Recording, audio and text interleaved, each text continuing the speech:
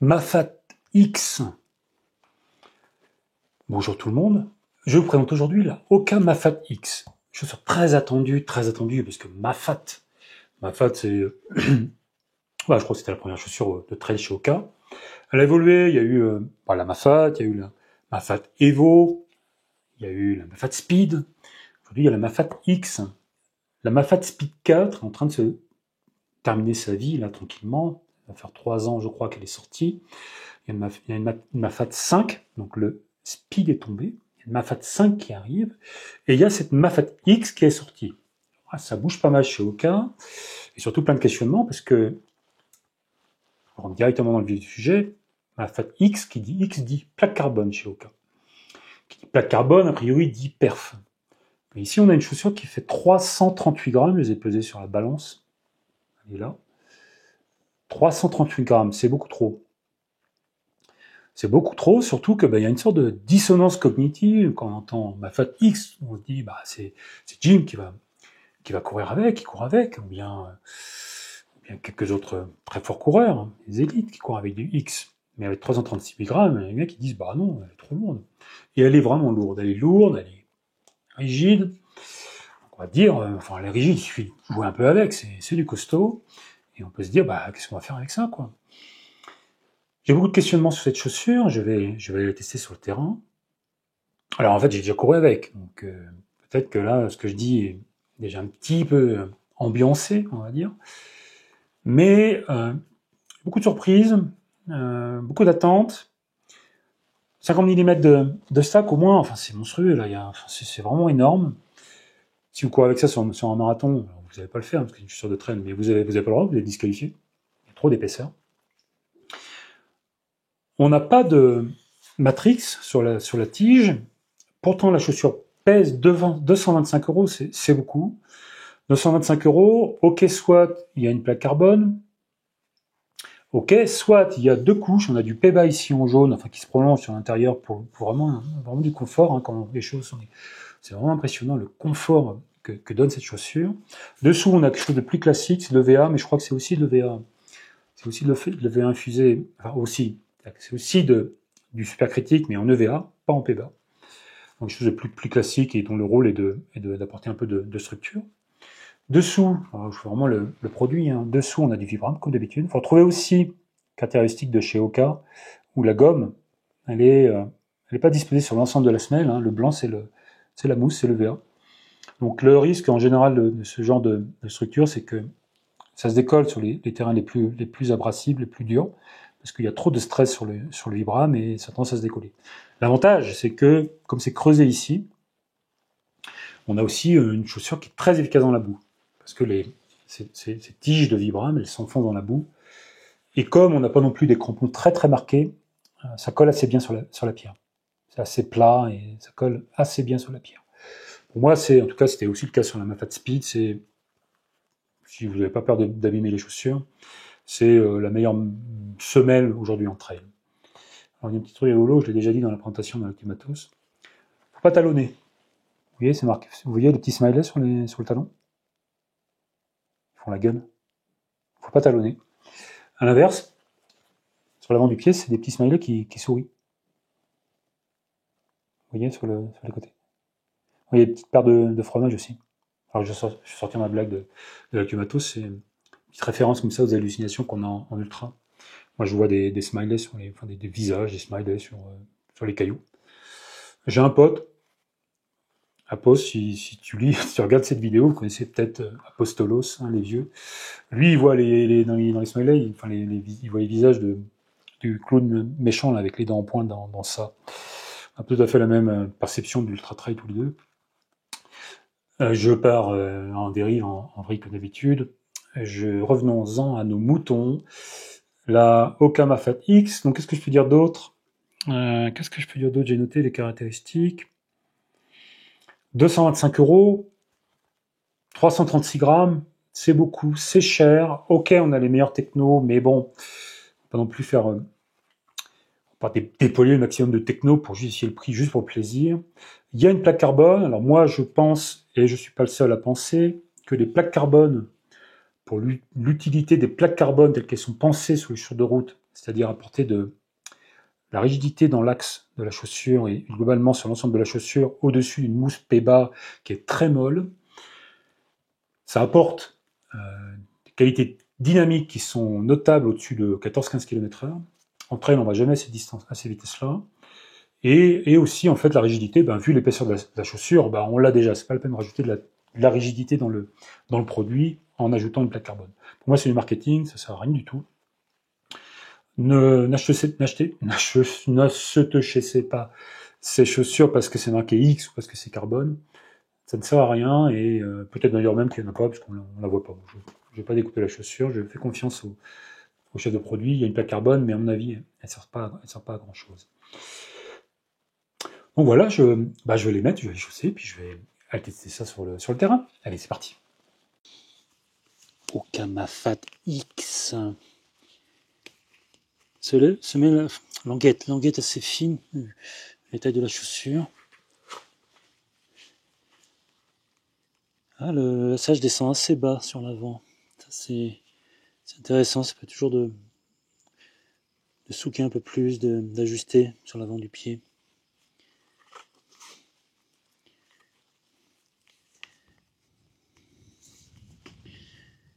Bon, il manque un petit passant. J'aime pas quand les lacets se baladent comme ça.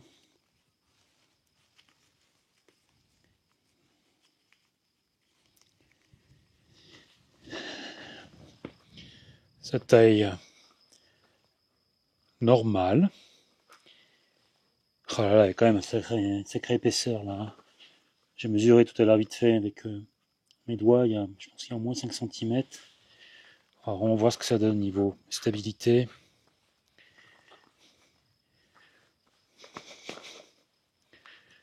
Bon, le pied est maintenu, mais pas trop.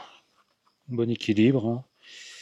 Ça permettra si jamais ça part en dévers, que la cheville elle glisse à l'intérieur. Éviter que ça bloque trop. On sent bien la mousse, hein, ça c'est sûr. Bon allez, on va voir ce que ça donne. L'amorti est incroyable.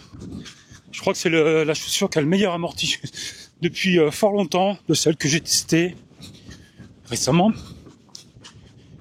Alors je pense que évidemment ça vient de l'épaisseur, hein, comme je disais, il y a au moins 5 cm, mais je pense que l'utilisation de ces deux mousses là, et le P-Bas en particulier, ça va pas mal ajouter au moelleux la semelle.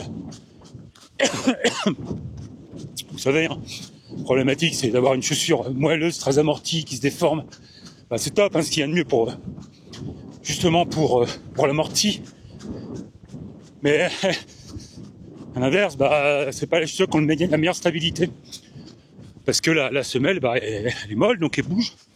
Donc là, la solution, c'est de mettre une sorte une mousse plutôt très molle au milieu de la semelle, et puis autour, sur les rebords, là où la chaussure bouge, et quelque chose de plus dense ou de moins élastique, on va dire. Bon, alors évidemment, le problème de cette chaussure, c'est que je vais vous montrer un petit peu le paysage aussi. Belle donne derrière moi. Elle est lourde. Regardez la norme aujourd'hui sur les chaussures de trail, même d'ultra d'ailleurs. 300, comme j'ai dit, 340 grammes, c'est beaucoup. Mais un peu plus même. Et la semelle qui est si épaisse et pas souple du tout. Alors je pense qu'il n'y a même pas besoin de mettre de plaque carbone, hein, je l'ai dit déjà, mais ce qui fait que c'est pas très dynamique, quoi. Et puis en montée, tout à l'heure là, je montais au-dessus, derrière, là-bas, le grand truc. J'avais une sorte de stress au niveau du pied, je pouvais pas plier vraiment, c'est vraiment dur. Plus que la concurrence, je trouve. Hein. Je parle des Trabuco Max et de la Caldera, qui vont pas aussi loin en termes de rigidité. Alors je sais pas si c'est la courbure de la semelle aussi, hein. C'est compliqué. Et puis bon, voilà, c'est mon ressenti aujourd'hui. C'est vraiment une grosse chaussure, très amortie.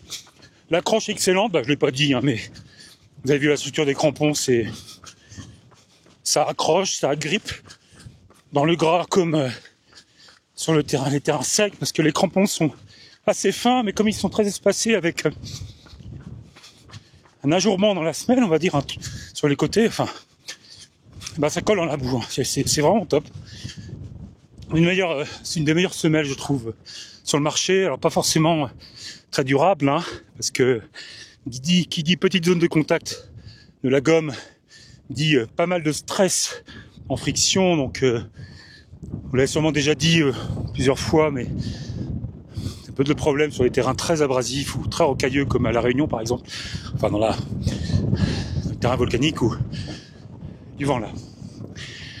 Mais bon, alors j'en reprends tout à l'heure. Un petit focus, c'est vraiment, vous voyez, c'est très très très souple, mais en même temps, là on a le P-bar, ici le V infusé à l'intérieur, je crois qu'à l'intérieur aussi, le P-bar s'étend, enfin se prolonge à l'intérieur. Je suis sûr. Alors allez, ouais, donc excellent amorti, vraiment excellent amorti. Ce que je disais au niveau de la croche, les petits crampons là qui fonctionnent très bien sur le sec. Mais comme il y a ces espacements ici, ben dans la boue ça colle. Hein, on s'enfonce ça grippe dans la boue et c'est super efficace, en particulier en dévers parce que vous voyez c'est comme des sortes de rainures dans l'axe de la chaussure. Alors, évidemment, le stress ici ça pose des problèmes parfois, mais la chaussure, il y a un bon maintien. Alors j'ai quand même ici j'ai joué avec le deuxième œillet pour tester. Non, il y a un bon maintien, mon pied il bouge pas. Il est vraiment condition de serré, hein. Il y a de la marge, disons, on peut laisser ouvert pour ceux qui préfèrent ou souquer en utilisant le deuxième œillet donc. Et ça, voilà, le pied il part pas, hein. Il est collé dans la chaussure. L'ensemble est stable parce qu'il y a quand même beaucoup de matière et la chaussure ne plie pas. D'ailleurs, et donc enfin ce que je disais en montée, bon, je sais pas, je trouve pas qu'il y ait une excellente dynamique.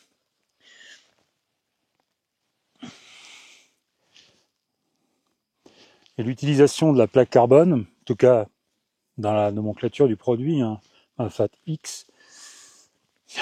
Disons que bon, je m'attendais à ça, hein, mais ça peut porter à déception si vous avez en tête une chaussure très performante, comme par exemple la version élite, on va dire, de la Mafat. C'est pas le cas pour moi. Et l'utilisation de cette idée qu'il y a une plaque carbone, ça apporte pas grand-chose au produit parce que la semelle est très épaisse. La plaque carbone, pour mes mots, pour rappel, c'est là pour apporter de la rigidité et réduire les pertes d'énergie sur les chaussures de route qui utilisent ces mousses P-bas très très molles. La plaque carbone, elle est là pour donner un peu de structure. La mousse s'écrase et rebondit, enfin relâche son énergie, et plutôt que la mousse se plie, et ben elle reste dans son axe, et la plaque, c'est le rôle de la plaque carbone de garder l'homogénéité de la mousse. C'est pas la plaque qui propulse, hein. D'ailleurs, si vous essayez ici, à l'avant de la chaussure, de plier la chaussure, vous pouvez pas, hein, de toute façon. Vous voyez, là, j'ai le méta qui plie, et puis bah ça bouge pas, hein. C'est la courbure de la chaussure éventuellement qui donne de la dynamique, mais pas la plaque carbone. Attention au marketing, hein. Ne lisez jamais trop ce que disent les marques, ou ne le prenez pas pour argent comptant, parce que il s'agit de séduire. Voilà, je crois avoir fait le tour de ce test. Je la mets au niveau, difficile de les départager, mais dans cette gamme de produits, il y a 3 paires de chaussures de 3 marques différentes, hein, la Trabuco Max, je me répète, la Caldera, et puis cette Mafat X qui, voilà, qu'on peut considérer comme éventuellement une concurrente en interne de la Stinson aussi, que je prévois de tester prochainement. Voilà, à plus tard. N'hésitez pas à mettre un commentaire, donner votre avis, posez vos questions, je réponds toujours avec plaisir, et puis à bientôt. Allez, ciao.